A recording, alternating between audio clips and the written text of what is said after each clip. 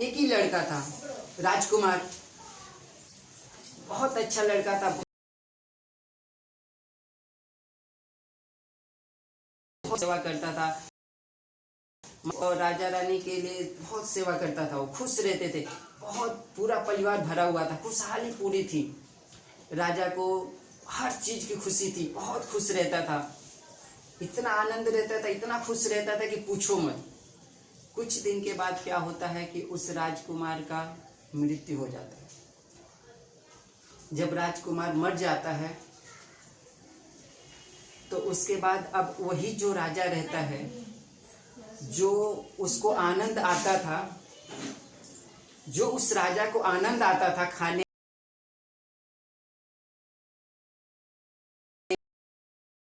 खत्म हो जाता है।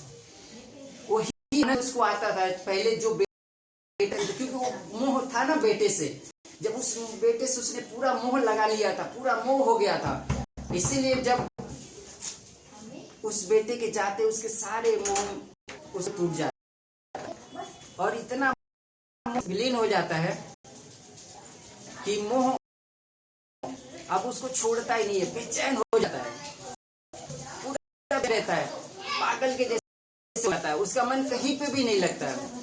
वो राजा किधर भी जाए उसका मन नहीं लगता, इतना वो राजा रहता है ना, एकदम डिस्टर्ब रहता है, एकदम पूरा ध्यान ही नहीं लगता उसका, मन ही नहीं लगता उसका कहीं पे भी। अब बताओ, इतने सुंदर मखमल बिस्तर था जिसपे वो सोता था, उसको नींद आ जाती थी, उसी मखमल जो सोता था उसको नींद नहीं आती थी। क्या था? मोह था, इसी को मोह कहते। तो जब वो अपने राजा से इतना, बेटे से इतना राजा ने मोह कर लिया था कि उसको कहीं भी चैन नहीं आ रही थी। पैसा भरपूर था, पैसे की कम दौलत पैसा था, उसकी वाइफ भी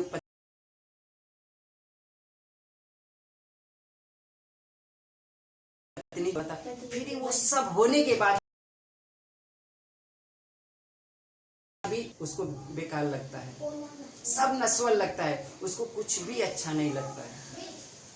नारायण हरि नारायण हरि नारायण हरि नारायण हरि नारायण हरि। तो कहने का मतलब है कि हम इस संसार में आए हैं, तो इस संसार में सिर्फ सच्चा कौन है? भगवान। भगवान के सिवा इस संसार में आपका कोई भी सच्चा नहीं है। अगर सच्चा सब लोग रहते तो हमारे पास रहते ना, हमें छोड़ के नहीं जाते ना। लेकिन देखो, लोग अपने सबसे प्यारी दुनिया में क्या है? औरत होती है, सबसे सुंदर प्यारी औरत होती है, लेकिन उस औरत को भी छोड़ के लोग 4-4 साल विदेश चले जाते हैं, 4-4 साल विदेश रहते हैं पैसे के मोह माया के लिए। तो कहने का मतलब है कि वो पति भी साथ नहीं देगा, पत्नी भी साथ नहीं देगी, साथ कौन देगा? सिर्फ भगवान देंगे। तो इस समाज में रहते हुए, घर की पूजा करते हुए, सेवा करते हुए, सब काम करते हुए आपको भगवान को भी याद करना है। आपके पास सोने के लिए समय है, खाने के लिए समय निकल जाता है, हाँ, आपको खाने के लिए समय निकलता है, सोने के लिए समय निकल जाता है, सिर्फ भगवान का भजन करने के लिए आप समय नहीं निकलता है। किसी से भी पूछो, समय नहीं है, क्या करूं, भगवान की भक्ति नहीं होती है। ठीक है, भगवान की भक्ति आज नहीं होती है, कल कर लो, आज भी नहीं हो पाया, आज भी बीत गया, फिर कल कर लो, आज भी नहीं हो पा रहा है। एक किसान था, भगवान की बहुत सेवा करता था। वो खेत में गया, खेत में जाके काम कर रहा था, जो अपना खेत कोड़ रहा था। तो कोड़ते कोड़ते, खेत कोड़ते कोड़ते उसको ना भगवान ने ना एक सोने का सिक्का फेंका उसके ऊपर। तो जब उसको सोने का सिक्का मिला ना, तो उसने सोने का सिक्का उठाया और चुपचाप जेब में रख लिया, किधर भी नहीं देखा, फिर अपना खेती करने लगा। भगवान सोचा, मैंने उसको चांदी के सिक्के मारे, उसको थोड़ा भी ध्यान नहीं है कि कहाँ से आया, किसने दिया, बिल्कुल ध्यान नहीं दे रहा, बिल्कुल ध्यान नहीं दिया किसान ने। फिर भगवान सोचे कि अब क्या करूं, तो भगवान ने फिर सोने का सिक्का उसके सिर पे मारे। फिर उसने देखा, अरे वाह, भगवान ने बहुत अच्छा सोने का सिक्का दिया, उठाया, फिर जेब में रख लिया, फिर भूल गया सबको। फिर भगवान को भी कुछ भी ध्यान नहीं आ रहा था। फिर थोड़ी देर के बाद सोच रहे हैं कि मैंने सोने का सिक्का दे दिया, चांदी का सिक्का दे दिया, और ये मुझे याद नहीं कर रहा है, मेरी तरफ देख नहीं रहा है, मुझे समझ नहीं रहा है, मेरी भक्ति नहीं कर रहा है। तो भगवान ने क्या किया, थोड़ा इतना बड़ा लोहे का पत्थर उठा के उसके सिर पे मारा। जब इतना सा पत्थर उसके सिर पे मारा तब उसका ध्यान खुला, तब वो देखता सोने का सिक्का दिया नहीं ध्यान दिया, चांदी का सिक्का दिया नहीं ध्यान दिया, जब इतना बड़ा लोहे का पत्थर जब सिर पे मारा ना तब उसको ध्यान आया, कह कौन मार रहा है, तो देखा तो ऊपर से भगवान ने मारा। भगवान बोलते हैं कि बेटा मैंने तुझे चांदी के सिक्के दिए, सोने के सिक्के दिए, तूने मेरी तरफ ध्यान नहीं दिया, और जब मैंने तुझे पत्थर मारा तब तू मुझे तरफ ध्यान देता है। तो कहने का मतलब, इस कहानी को समझाने का मतलब मेरा क्या है कि जब हम इस समाज में रहते हैं तो भगवान हमको पैसा देते हैं, हम मानो कारोबार करते हैं, पैसे में तरक्की हो जाती है, तो हम प्रार्थना करते हैं कि भगवान हमको पैसा दे दिए, तो भगवान बोलते चलो इसको पैसा दे दो, तो उसको पैसा दे देते हैं। मानो 2000 कमाता था 20,000 कमाने लगता है, जब वो 20,000 कमाने लगता है तो भगवान को भूलने लगता है, तो भगवान और पैसा उसको दे देते हैं। तो जब एक पैसा दे दे 50,000 कमाने लगता है, तो जब 50,000 कमाने लगता है तो और भगवान को भूल जाता है, भगवान को और भी ध्यान नहीं देता है, तो भगवान उसको बोलते हैं कि चलो इसको और तकलीफ है घर का, तो खूब सुंदर घर भी देते हैं, शादी भी करा देते हैं। जब उसको सब सुविधा दे देते हैं तो भगवान को बिल्कुल भूल जाता है। तो अब वो अपने पैसे के, अपने धन जो भी काम रहता है उस सब में व्यस्त हो जाता है, दुकान में व्यस्त हो जाता है, भगवान को बिल्कुल ध्यान नहीं करता, भगवान को बिल्कुल चिंता नहीं करता है। तो जब भगवान को बिल्कुल ध्यान नहीं करता, भगवान को बिल्कुल चिंता नहीं करता है, भगवान क्या करते हैं, तब भगवान वहां पे उसको दुख देते हैं।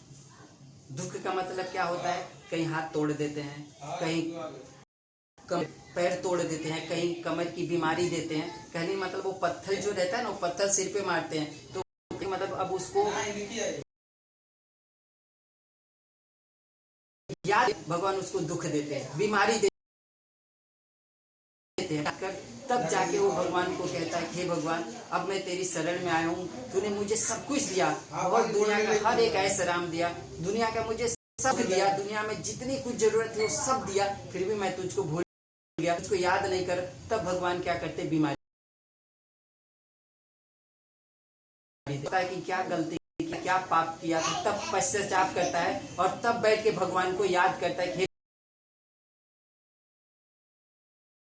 तब जाके वो अपनी गलती क्षमा मांगता है और अपने पाप का जो भी किया रहा क्षमा मांग के भगवान को याद करते हैं। तो भगवान उसको बोलते हैं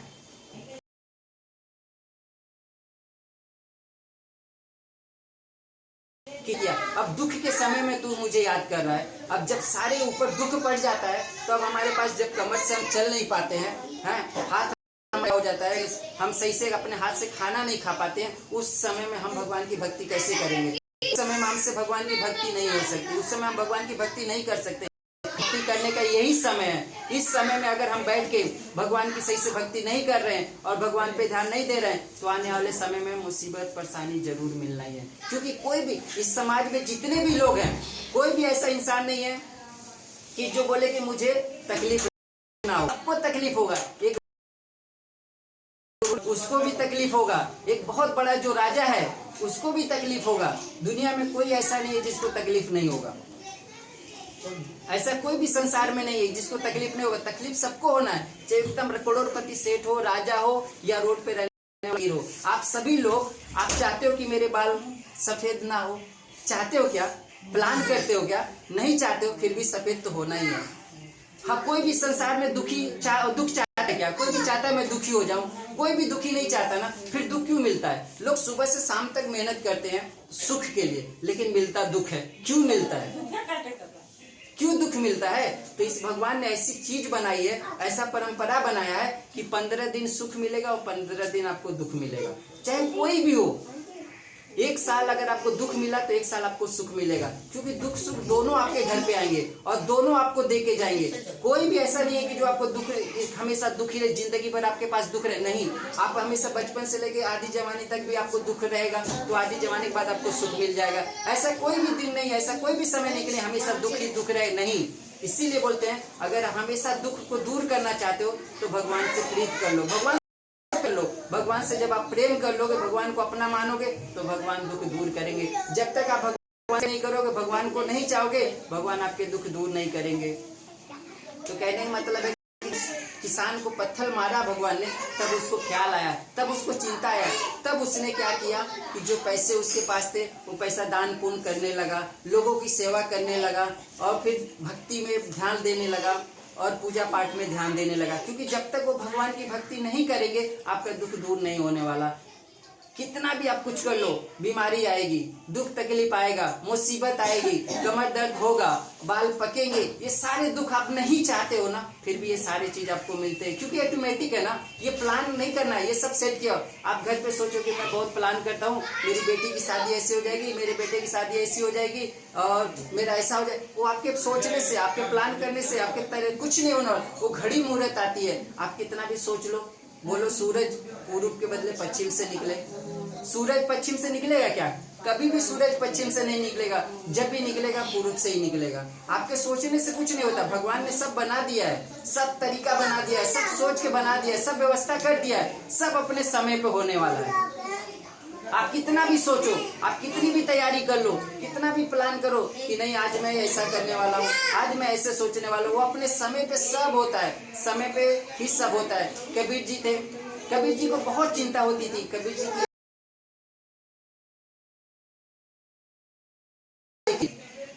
सब लोग ध्यान से सुनिएगा, जय राम जी और कैसे बोलिए राम राम राम राम राम। ध्यान से सुनिए, मन एक हमारे तरफ लगाइए, कथा में लगाइए, भगवान की सत्संग में लगाइए, भक्ति में लगाइए, तब आपको कबीर जी की एक ही बेटी थी, उसका नाम था कमली। कबीर जी की एक बेटी थी, उसका नाम था कमली। उनकी माँ को बहुत चिंता हुआ करता था कि मेरी एक बेटी है, उसकी शादी कैसी होगी। तो कबीर जी की जो माँ थी ना, बेटे को बोला करती थी कि बेटा तू कुछ काम करके खाली भगवान का नाम लेते रहता है, राम राम जपते रहता है, तेरे राम नाम जपने से तेरी लड़की की शादी होगी क्या? तू काम क्यों नहीं करता? लोग कितने खेतों में, कहाँ पे, दुकान पे मजदूरी करते हैं, तू क्यों नहीं मजदूरी करता? तो रोज माँ ना अपने को ताना मारा करती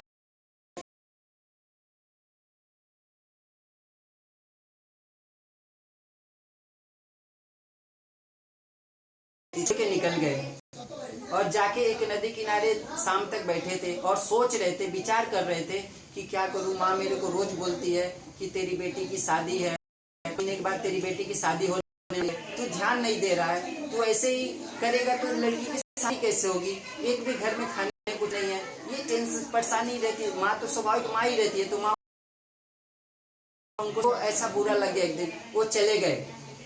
जब चले गए तो जाने के बाद उन्होंने क्या किया, एक नदी के किनारे जाके बैठ गए और वहाँ पे माला ले लिया और भगवान का नाम जपने लगे, राम राम राम राम करने लगे। जब वहाँ पे राम राम करते थे तो शाम को घर पे आ जाते थे और माँ से समझाया कि माँ मेरी ना एक राजा के घर नौकरी लग गई है, एक ना राजा के घर मेरी नौकरी लग गई है और राजा बहुत दयालु है और राजा बोला है कि कभी मुझसे कुछ मांगना मत, जब मैं खुश होऊंगा तो आपको जो चाहे वो मैं दे दूंगा, इसीलिए कुछ मांगना नहीं। तो माँ को आके कबीर जी समझाते हैं तो माँ बोलती है अरे ऐसे ही राजा के घर नौकरी क्यों करने का, जो कि तेरे को दुख तकलीफ मुसीबत में पैसा नहीं दे रहा है, तेरे को तनख्वाह समय पे नहीं दे रहा है, तो ऐसे राजा के घर तू नौकरी क्यों करता है? ऐसे राजा के घर नौकरी करने से क्या फायदा? तो कबीर जी बोले कि माता वो जो राजा है ना बहुत कृपालु है, वो राजा जब खुश होगा ना तो मुझे सब कुछ दे देगा, जब खुश हो जाएगा, प्रसन्न हो जाएगा तो सब कुछ दे देगा। तो इस तरह करके माँ उसको रोज समझाती थी कबीर जी को, बेटे तू कभी नौकरी क्यों नहीं करता, समझाती रहती थी। कमली की शादी नजदीक आ गई। जब कमली की शादी नजदीक आ गई तो अब बताओ 5 दिन बचा था। अब बताओ जिसके घर पे 5 दिन बचा है शादी की लड़की, उसको सारी तैयारी पर कुछ भी नहीं सोचा, कोई तैयारी नहीं की, कुछ नहीं किया। जब कुछ नहीं किया तो फिर माता ने फिर ताना मारा कि बेटा अब तो 2 दिन रह गया है, अब तो शादी की लिए कबीर जी चले गए नदी किनारे। बोले कि अब मैं ना 2-3 दिन घर पे जाऊंगा ही नहीं, कुछ भी हो जाए अब मैं 3 दिन घर पे नहीं जाऊंगा। अब भगवान के भरोसे अब वो माला लिए नदी किनारे बैठ के राम राम राम राम जपने लग गए। बोले प्रभु की मर्जी, अब जो प्रभु करेगा वही का अच्छा होगा। वो नदी के किनारे बैठ गए और नदी के किनारे बैठ के माला जपने लगे। जब माला जपने लगे तो भगवान को चिंता हो गई कि मेरा भक्त नदी किनारे बैठ के मेरे ध्यान में मस्त है और मुझे उसकी लड़की की शादी करना पड़ेगा। जैसे कबीर जी थे वैसे ही कबीर जी का रूप बना के और ढेर सारा सामान लेके, जो बैलगाड़ी था बैलगाड़ी पे ढेर सारा उन्होंने सामान, खाने पीने का, बारात शादी का जो सामान था वो सारे सामान उसके ऊपर रख के और लेके और खूब बढ़िया से आने लगे। और घर पे आए और बोले माता देख आज ना मेरा राजा बहुत देख तेरी लड़की की शादी के लिए मेरी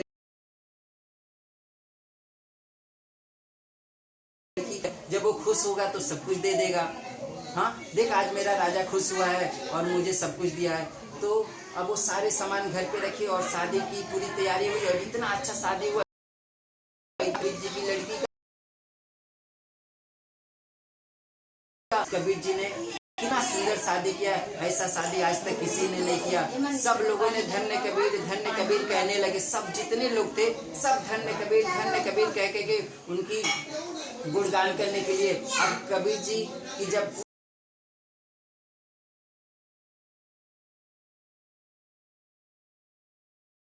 तो 2 दिन के बाद नदी के किनारे से कबीर जी अपने घर पे आते हैं। 2 दिन के बाद जब कबीर जी अपने घर पे आए तो देखते हैं कि मेरी लड़की की शादी हो गई है, घर सब अच्छा सजा है, सामान उमान भी खाने को बहुत अच्छा है और ये सब कैसे हो गया। तो माता बोलती है कि बेटा बहुत अच्छा तूने अपनी लड़की की शादी की और ऐसा शादी आज तक किसी ने नहीं किया और इतना सुंदर शादी किया कि पूछो मत। इस तरह शादी का जब प्रस्ताव सुना तो बहुत खुश हो गए और सोच रहे थे मन ही मन, मैं तो नदी के किनारे बैठकर राम का ध्यान कर रहा था, राम राम राम जप रहा था और मेरी लड़की का शादी किसने किया। तो उस समझ आए थे और मेरी लड़की की शादी करके चले गए। जब इस बात उनको ध्यान लगा भगवान ने किया है तब भगवान को जाके बोलते हैं कि हे भगवान मैं तुझे पाने के लिए कितना दिन से पूजा कर रहा हूँ, कितना ध्यान लगाता हूँ और कितना तेरा सुमिरन करता हूँ, फिर भी तू मुझे दर्शन नहीं दिया। तब वो भगवान वहाँ पे आते हैं राम जी और बोलते हैं कबीर मैं कहीं गया तो नहीं हूँ, मैं तो तेरे पास ही हूँ। तू मुझे सच्चे दिल से पुकारा तो मैं तेरे पास आ गया, जब तू मुझे पुकारता ही नहीं था सच्चे दिल से तो मैं तेरे पास कैसे आऊँगा। तो कहने का मतलब है कि हमारे पास सब कुछ है, खाने पीने को है। पहले के ज़माने में खाने को नहीं था, आज हमारे पास खाने को है, अच्छे से हमारे पास कहीं जाने का है, बाजार सामान सब खरीद सुविधा है, फिर भी हम भगवान को याद नहीं करते। तो जब भगवान को हम याद नहीं करेंगे तो भगवान हमको सबसे ज़्यादा बड़ा है क्या, पाप क्या है। हम जो 4 लोगों से औरत से झूठ बोलते हैं ना, आप इनकी बुराई कर दो, आप उनकी बुराई कर दो, उनकी बुराई कर दो, ये पाप चढ़ जाता है। इसी के शरीर में बीमारी घुस जाती है और वो बीमारी जब अंदर घुस जाती है तो वही भोगना पड़ता है। इसीलिए कभी किसी की निंदा नहीं, किसी की चुगली नहीं, किसी के बारे में कुछ नहीं बोलना है। जो भी हो सिर्फ चुपचाप सहना है, चुपचाप सहना और सहने के सिवा कुछ नहीं। जो देखो सबरी माता ने कितना सबरी माता ने सुना, सबरी माता ने इतना सुना। सबरी माता की थोड़ी आप लोगों की कहानी, कबीर जी की कहानी समझ में आई।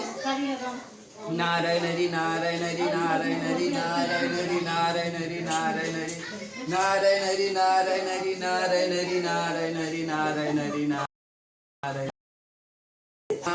नारायण हरि नारायण हरि नारायण हरि नारायण हरि नारायण। कबीर जी की नारायण हरि नारायण नारायण हरि नारायण नारायण हरि नारायण हरि। आप लोग को देखो जो सबरी माता थी ना, सबरी माता का इतनी जो फेमस है आज ना, सबरी माता का क्या हुआ, जब सबरी माता ने जब छोटी थी, करीब 15-16 साल की उसकी उम्र थी, 15-16 साल जब सबरी माता का, तो उन्होंने क्या किया, नारायण हरि नारायण हरि नारायण हरि नारायण हरि नारायण हरि नारायण हरि नारायण हरि। जय राम जी तो बोलना पड़ेगा, सभी लोग कस के बोलो, जय राम जी बोलो। जिस चीज बाकी नहीं खाओ चलेगा, नहीं दूसरा कुछ मिलेगा चलेगा, लेकिन भगवान की भक्ति लेके जाओगे तो जीवन सफल होगा। तो आज कल नहीं तो कल मिलेगा, नहीं मिलेगा परसों मिलेगा, लेकिन ये कल परसों नहीं मिलेगा। ये लेके जाओ, वो बाकी सब पे ध्यान मत दो, इधर उधर चिंता छोड़ दो। अभी भगवान की शरण में, सब करने वाले भगवान है, सब बोल। इसीलिए इतनी अच्छी कहानी सुना रहा हूँ कि आप लोग माइंड में बैठाओ, उसको अपना जीवन को सफल बनाओ। अगर आप लोग नहीं समझोगे तो मतलब क्या है, नारायण नारायण नारायण नारायण नारायण नारायण हरि नारायण। ध्यान लगाओ, फिर से बोलो ओम ओम।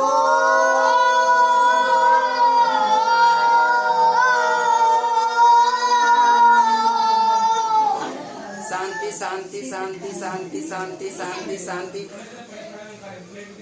सबरी माता जो थी, जब 15 साल की उसकी उम्र थी, देखो जो पाप होता है कैसे पाप चलता है। सबरी माता जो थी 15 साल की जब उम्र थी तो उनकी शादी होने वाली थी। अब 15 साल की उम्र में जब उनकी शादी होने वाली थी, तो जब उनकी शादी की व्यवस्था किया गया तो करीब 25 बकरी लाए थे। 25 बकरी और कम से कम ना 40 मुर्गी लाए थे। 50 बकरी और 40 मुर्गी लाए थे कि इसको काट के ना और बनाएंगे और सबको खिलाएंगे और मेरी शादी होगी। तो जब सबरी ने पूछा कि माता ये इतने सारे बकरी क्यों आए हैं और इतने सारी ये मुर्गी क्यों आई हैं, तो माता ने बोला बेटी कल तेरी शादी है ना, तो कल तेरी शादी होगी तो ये सबको काट के बना के और सबको खिलाया जाएगा। तो जब ये मेरी एक शादी होने के लिए इतने सारे जीव के जान जाएंगे, 25 मुर्गी 40 काटे जाएंगे मेरी शादी के, अगर मेरी शादी ही नहीं होगी तो ये सब नहीं काटे जाएंगे। तो सबरी माता क्या करती हैं, रात को घर छोड़ के निकल जाती हैं। 15 साल की उम्र में वो लड़की शादी नहीं करती है, घर छोड़ के निकल जाती है। जब वो घर छोड़ के निकल जाती है 15 साल की उम्र में, तो अब बताओ एक कुंवारी लड़की 15 साल की उम्र में उसकी सोच क्या थी कि अगर मैं शादी करूंगी तभी तो ये सब जीव काटे जाएंगे, तभी तो ये सबको पाप लगेगा। अगर मैं शादी नहीं करूंगी तो पाप नहीं चढ़ेगा। तो उन बकरियों को काटने से बचिए और उन मुर्गियों को हलाल करने से बचाने के लिए, उनकी जान ना जाए मेरी शादी, सबरी माता रात को घर छोड़ के निकल जाते हैं और घर छोड़ के निकल लगते हैं यहाँ वहाँ समय पहुँचती हैं। मतंग ऋषि क्या वहाँ पे गुरु की सेवा करती हैं और गुरु की सेवा करके तो बहुत दिनों तक सेवा करती हैं। और जब उनके गुरु जी बोले कि मैं तुमसे बहुत प्रसन्न हूँ और आपकी सेवा का फल तुम्हें ये देता हूँ कि आज नहीं तो कल भगवान राम तुमको दर्शन देंगे, तो माता के अंदर क्या भाव था कि मेरे चलते किसी को पाप ना लगे, मेरे चलते किसी को दुख ना हो। हम ये चाहते हैं ना कि हमारे चलते कभी भी किसी को दुख नहीं होना चाहिए, किसी को कभी पाप नहीं लगना चाहिए। कि एक जो हम झूठ बोलते हैं ना, हम किसी को कटु वचन बोलते हैं, वो भी एक पाप होता है। मानो ये जितना शरीर में एक ही तो जीव है ना, एक ही परमात्मा बैठा है ना, कोई अलग तो नहीं है ना, नहीं इनके में अलग है, इनके में अलग है, उनके में अलग है, किसी में नहीं है। जो परमात्मा मेरे अंदर वही परमात्मा के अंदर है, वो एक ही है। तो वो अगर हम इनको गाली, इनको दो झापड़ मारेंगे या उनको उल्टा सीधा बोलेंगे, तो जब इनको दुख होगा तो मुझे भी दुख होगा, क्योंकि ये शरीर में वो भी प्रभु ही बैठे हैं ना, वो भगवान ही बैठे हैं ना। तो इसलिए कभी भी किसी का दिल नहीं दुखाना चाहिए। इस संसार में आए हैं हंसी से, प्रेम से। देखो आप बच्चा है ना, इस बच्चे को आप दो झापड़ मारो ना तो ये और टंकी करेगा, इसको मारो ना और बोले बेटा ऐसा नहीं करते, तो बेटा बार बार वही करेगा। और इसको प्यार से बैठाओ कि बेटा देखो ऐसे नहीं करते, ऐसा नहीं करना चाहिए, तो मान जाता है, मान जाएगा और आराम से करेगा। लेकिन उसको दो झापड़ मारो तो गुस्सा जाएगा और जो काम करना उसी को बार बार गलती करेगा। अब मानो गिलास टेबल पे रखा हुआ है, अगर टेबल पे से मैंने गिलास गिरा के बच्चे ने तोड़, 2 झापड़ मारो या 10 झापड़ मारो, गिलास बनने वाला क्या? नहीं बनेगा ना। तो फिर मारने का फायदा क्या हो, समझाने का कि बेटा देखो गिलास था, गिर के फूट गया, दोबारा नहीं तोड़ना, तो समझेगा, उसके माइंड में ये बात बैठेगा। और हम क्या करते हैं, दो झापड़ गड़का देते, बोलते क्या हुआ, चलो दूसरा भी तुझ तोड़ देता है, दो झापड़ और मारेगी माँ, बस हो गया काम खत्म। ये तोड़ा हूँ, ये भी तोड़ देता हूँ, माँ दो झापड़ और मारेगी। तो ऐसा कभी संसार में नहीं करना। बच्चे को प्यार से सिखाओ, बच्चे को प्यार से समझाओ, इनके अंदर भी भगवान है। अगर ये भगवान है, भगवान हो तो भगवान की सेवा करते हैं। तो हमेशा तो सबरी माता जब वो कुटिया में रही और भगवान की सेवा करती, कला के भगवान को चढ़ाती थी, वहाँ पे सेवा करती थी, कितना अच्छा स्वागत करती थी। उसके स्वागत का फल यही था कि भगवान एक दिन स्वयं चल के आए। अपने जो दिल था ना, उस दिल में उन्होंने भगवान को बसा के रखा था कि हे प्रभु, आपके सिवा मुझे कुछ दूसरा नजर ही नहीं आता, कुछ समझ में ही नहीं आता। तो उन माता ने, सबरी माता ने अपने दिल में राम जी को इतना अच्छे से बसा के रखा था, इतने अच्छे से बसा के रखा था, और इतना चिंतन करती। हम लोग क्या करते, समाज वाले चिंता करते हैं, क्या करते हैं, चिंता करते हैं। चिंतन करना, अगर हम भगवान को याद करेंगे तो भगवान ही सब काम करते हैं, भगवान ही हमारे सारे दुख दूर करते हैं। बाकी संसार में आप लोग क्या सोचते हो, मेरा बेटा सुख देगा, नहीं, बेटा भी नहीं देगा। वो क्या सोचते कि जब बहू आएगी तो बहू सुख देगी, बहू सुख नहीं देगी। तो सुख कौन देगा, सुख संसार में कोई आपको सुख देगा, सुख आप खुद हो सकते हो। आपको जितने भी संसार में ना सब दुख देंगे, क्योंकि संसार में किसी के पास सुख है ही नहीं। जिससे भी मिलो खाली दुख देता है, किसी से भी मिलो दुख देता है। जब सुख है ही नहीं किसी के पास तो सुख कहाँ से देगा, जिससे भी मिलो खाली दुख देता है। इसलिए अपने आप को सुखी बनाओ। और सुखी कैसे बनाओगे, जब भगवान को याद करोगे। जब भगवान को अच्छे से याद करोगे तो भगवान याद करेंगे, आपके हृदय में प्रकट होंगे, तब जाके आपको सुख मिलेगा। उसके पहले आपको सुख, बेटा है, बेटे की शादी करेंगे, बहुत अच्छे से शादी हो जाएगी, बुढ़ापे में बना खिया हो जा, मेरी पत्नी है, हम लोग अलग रहेंगे, बस काम खत्म है। बेटा माँ को अलग कर देता है, अपनी पत्नी को लेकर अलग हो जाता है, अब कहाँ सुख मिलेगा। तो अगर सुख चाहिए तो भगवान के शरण जाओ, भगवान को याद करो। हमारे पास कितना 24 घंटा है, सब काम करते हैं, सिर्फ भगवान को याद नहीं करते। 1 घंटा सुबह, 1 घंटा शाम को, कम से कम इतना तो भगवान का नाम लोग करना। क्या है, भगवान के आरती जला देना है, भगवान का बैठ के राम राम राम राम करते रहना, बस इतना ही करना है, तो भगवान प्रसन्न हो जाते हैं। अब जहर होता है, जहर तो पता है ना सबको। अब वो जहर जानबूझ के किसी को पिलाओ आप, या गलती से पिलाओ, या धोखे से पिलाओ, या कैसे भी पिलाओ, उसका काम क्या है, जहर का काम है मारना। चाहे वो किसी को कैसे भी पिलाओ आप, चाहे जानबूझ के पिलाओ, चाहे धोखे से पिलाओ, चाहे गलती से पिलाओ, या कैसे, जहर का एक ही काम है, मारना। वो जो भी पिएगा मर जाएगा। कहने का मतलब क्या है, हमारा समझाने का मतलब क्या है कि भगवान का नाम भी वैसे ही है। भगवान का नाम चाहे आप गलती से ले लो, है, चाहे जानबूझ के ले लो, चाहे भगवान का नाम नहा के ले लो, चाहे भगवान का नाम बिना नहाए लो, चाहे सूत के लो, चाहे जाग के लो, चाहे नाच के लो, चाहे घूम के लो, यानी भगवान का नाम आप कैसे भी ले लो। भगवान का नाम तो फायदा ही करने वाला है, नुकसान नहीं करता। आजकल देखता हूँ समाज में कितना, अरे नहाया नहीं हूँ, अरे कपड़ा नहीं चेंज किया, अरे खाने के लिए सब कुछ करते हो, बोलते कि नहीं नहाया नहीं हूँ, नहीं खाना आया, फटाफट सबसे पहले खाना खा लो। करने के लिए नहाना जरूरी है, भगवान का नाम लेने के लिए नहाना जरूरी है।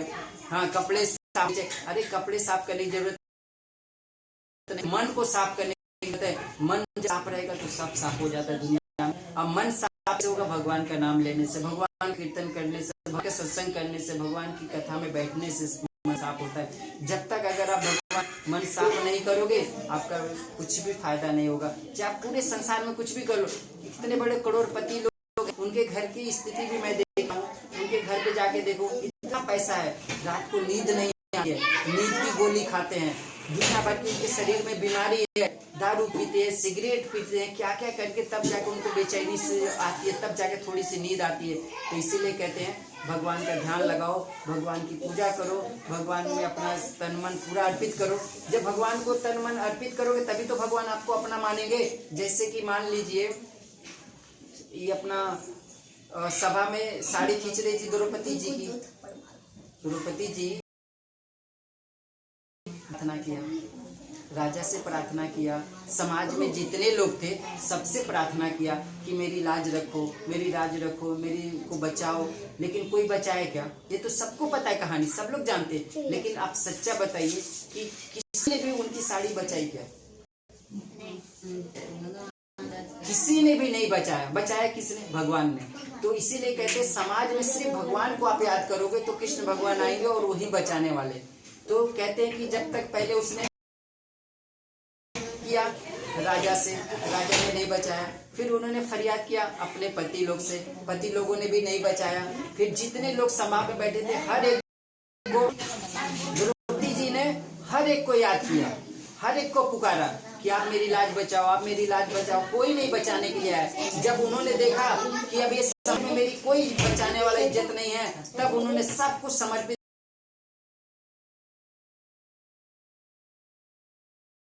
तू बचा चाहे तू ना बचा, अब तेरे हाथ। तो उन्होंने जब हाथ करके सब अपना इज्जत भगवान को समर्पित कर दिया तो भगवान तुरंत उनको साड़ी दिए और इज्जत बचाए। तो कहते हैं जब हम भगवान के सहारे होते हैं तो भगवान हमारा सब दुख ठीक करता है। अगर हम भगवान के सहारे नहीं रहेंगे तो भगवान हमारा दुख दूर नहीं करने वाला। देखो जो हमारे पति देव लोग होते हैं ना, पति क्या करते हैं? पति आपके दुख और सुख में साथ देते हैं। आप भी अपने पति के दुख और सुख में साथ देते हो, लेकिन पाप में साथ नहीं देते हो। न पाप में साथ वो देते हैं आपका, न पाप में साथ वो देते हैं, क्योंकि जो पाप करता है उसको ही भोगना है। पाप नहीं बढ़ता है, सिर्फ दुख और सुख बढ़ता है। अगर पति दुखी है तो पत्नी दुखी हो जाएगी, अगर पत्नी दुखी है तो पति दुखी हो जाएगा। दुख सुख बढ़ जाता है, लेकिन पाप नहीं बढ़ता है, पुण्य नहीं बढ़ता है। पाप और पुण्य जिसने किया है उसको ही भोगना है। और ये बीमारी ही जो ज्यादा पापी होते हैं, हाथ तोड़ देते हैं, आंख तोड़ देते हैं, पेट की बीमारी है, कमर की बीमारी है, वो बीमारी लग जाती है और वो पाप भोगते रहते हैं।